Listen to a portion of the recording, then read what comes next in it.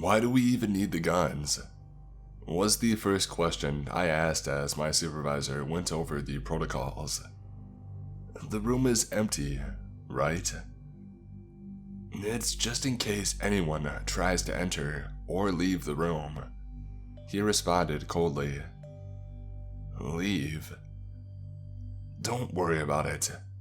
Just do as you're told and everything will be fine. I had been hired alongside Mark to guard an empty room in a small town storage facility.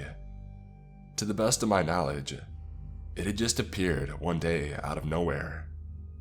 Since then, only 3 people had gone inside, all of which died within a minute. During their short visit into the room, a camera had been set up, delivering a constant live feed through which we could observe the room. Though nothing had ever been seen within, an eerie aura surrounded the place. The walls were made from an unidentified metal, and the door didn't have any obvious way of opening. It either opened when touched, or remained closed. Either way, our orders were simple. Keep people away from it. 24 hours a day, each day of the year, the room was guarded by one of 3 teams. While the job was exceptionally boring, it paid enough to keep us from asking too many questions. We were to only contact the team leader, Dr. Henderson, if any activity was recorded within the room, be it actual movement or just sounds heard through the door. Other than that, we were left to our own devices, which meant we could mostly slack around and talk. Every now and then, we would hear faint sounds coming from behind the door. To me, it sounded like a distorted music box playing an old tune. It was one I remembered my mother listening to as I grew up. Beyond that, I could hear someone sob quietly, the familiar yet distant sound of an old woman crying. Mark, on the other hand, swore up and down that it was a young boy laughing, though he couldn't name the boy. He too said it felt eerily familiar. But still, the cameras showed nothing. We just contacted the team leader as commanded, who always seemed utterly uninterested during his visits. Sounds again? He asked. Yeah, it's... Mark tried to explain before getting cut off. It's not important what you hear, as long as the screen remains empty. Just keep your eyes peeled, and let me know if anything changes. Years went on like that, and we stood posted in front of that empty room. The metal door that separated us from unknown horrors remained untouched, and as far as we were concerned, nothing would ever change that. We followed orders and got paid, and that was it. At least until we heard someone knock from the other side of the door. Hello, please let me out. I don't want to be alone anymore, the voice of an elderly woman said. It sounded like the same woman I had heard sobbing over the years.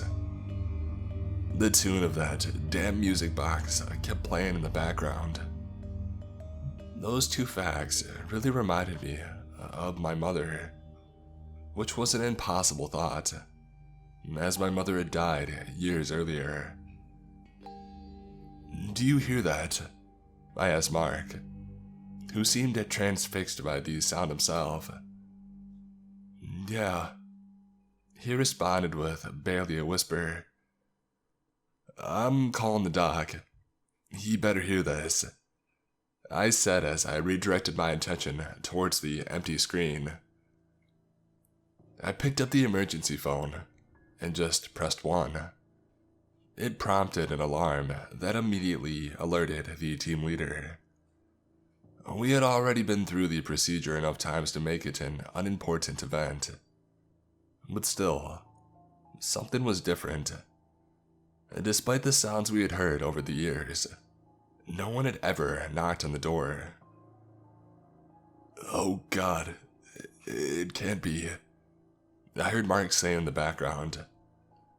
I turned around to find him, as pale as a sheet. His face was drenched in sweat, and his eyes were fixated on the screen.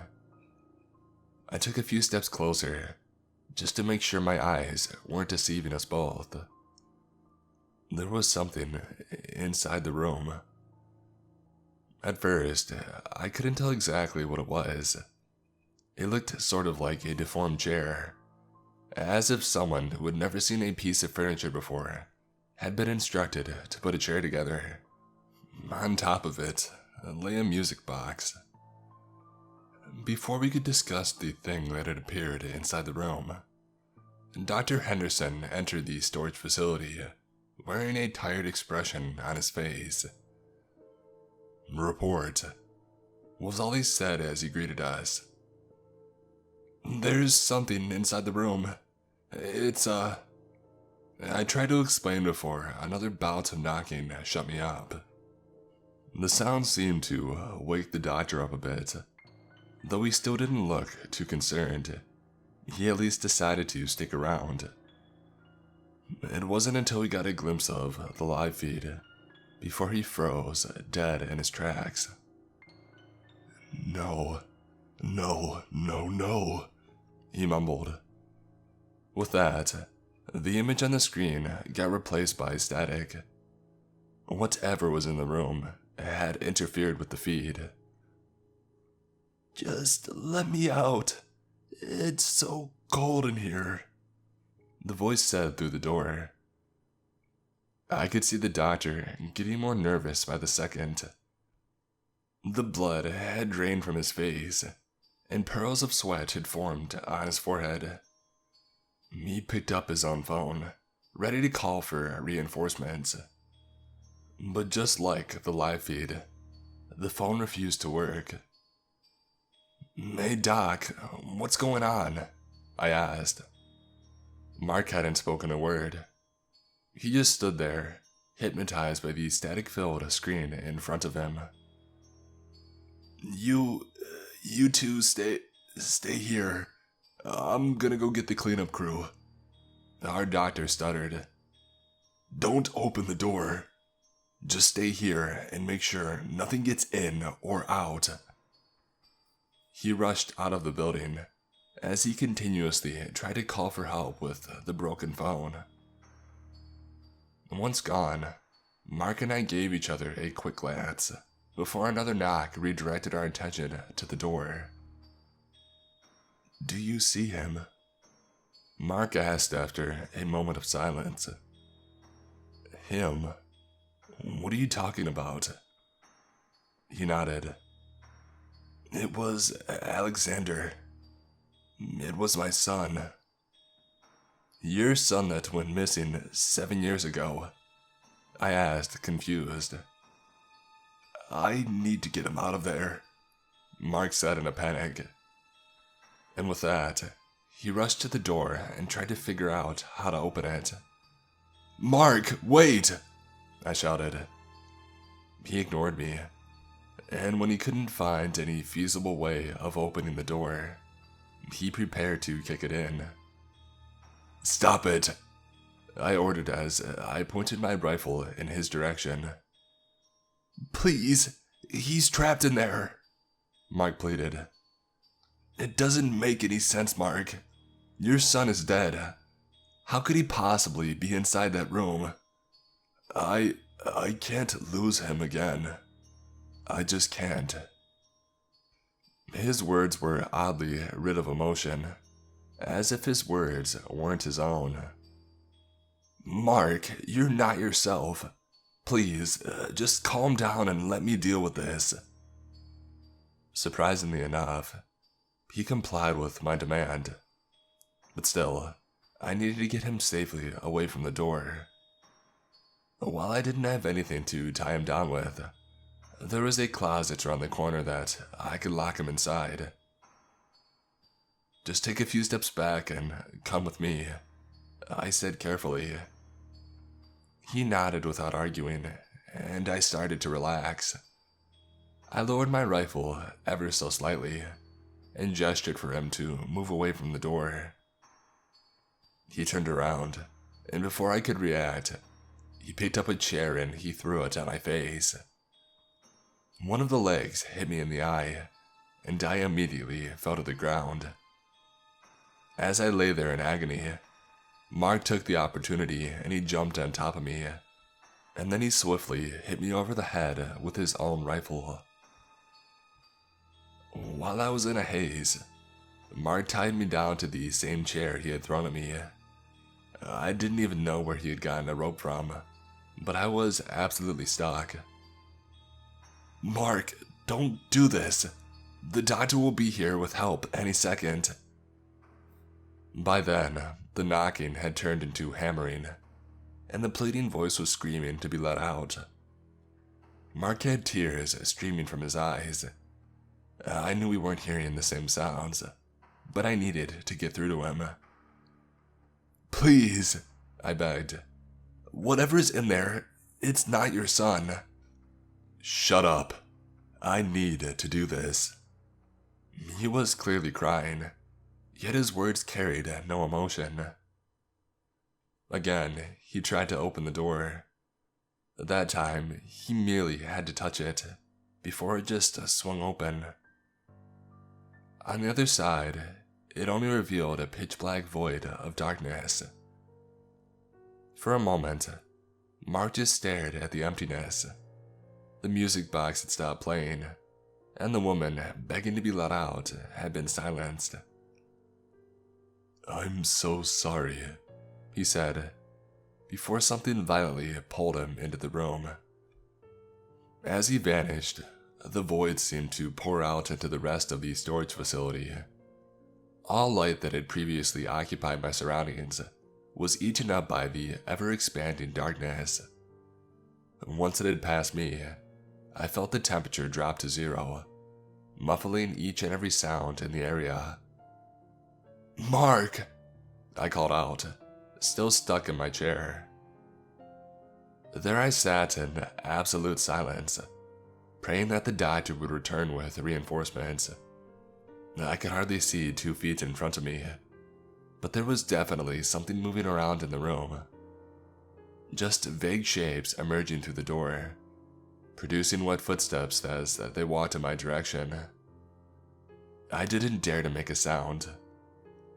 Mark had vanished, and in his place, the air had filled with a sickly, metallic stench. I tried to quietly wriggle myself out from my seat, but Mark had tied me up too well. All I could do was to hold my breath as dozens of silhouettes walked past me, leaving the room. A few minutes passed and the footsteps settled down. It felt as if the creatures had left the room, but the darkness lingered. Still, I didn't move an inch before I saw the facility fill with flashlights. The doctor came running in with a dozen guards, all brandishing bizarre, heavy weapons. They quickly cleared the room, placing themselves in front of the open door that led into the void that had swallowed Mark. "Oh God," a couple of them mumbled. Dr. Henderson was the one to untie me. My wrists were raw from the struggle, but I was left otherwise unharmed. "What the actual hell happened here?" he demanded to know. "It was Mark. He went in the room." With that, my boss rushed to peek inside. I followed shortly behind him. The weapons the guard held weren't typical ballistic rifles. Instead, they shot out powerful blue beams that penetrated the void, causing the darkness to retreat to the corners. Finally, we could get a glimpse of what had actually happened inside. There lay 100 pieces of broken flesh strewn not only across the floor, but the walls and ceiling. They defied gravity and simply covered every available surface with bloody chunks of meat. That, mixed with the closed fragments, made it easy enough to identify the mangled corpse. It was Mark. And then I noticed something that immediately caused me to puke onto the floor. I saw a chunk of flesh containing an eye, though it was absolutely impossible. The eye darted around the room in panic. It blinked. It even responded to light. It was alive. Another chunk contained part of his mouth. It moved around in strange directions, as if trying to scream, but being unable to. Then we saw a piece of his heart, still contracting pointlessly, and muscle fibers hopelessly trying to move limbs that weren't there anymore. "Seal the room, now," the doctor ordered. "But he's alive," I said, still not believing it. "He made a choice to go inside. Do you want to suffer the same fate?" The guards closed the door without speaking a word, and started putting plates of metal over it. A part of me wondered why they hadn't done that from the get-go, but I couldn't bring myself to ask any questions. "Did anything leave the room?" my boss asked. I just nodded. "Did they touch you?" "No." The crew set up a perimeter with guards and cameras facing the door, but I feared the damage had already been done. Whatever existed inside that room had been far beyond the rules of our own reality, and now they were free. "What are we going to do now?" I finally got the guts to ask. "We're going to have to kill everyone in this town."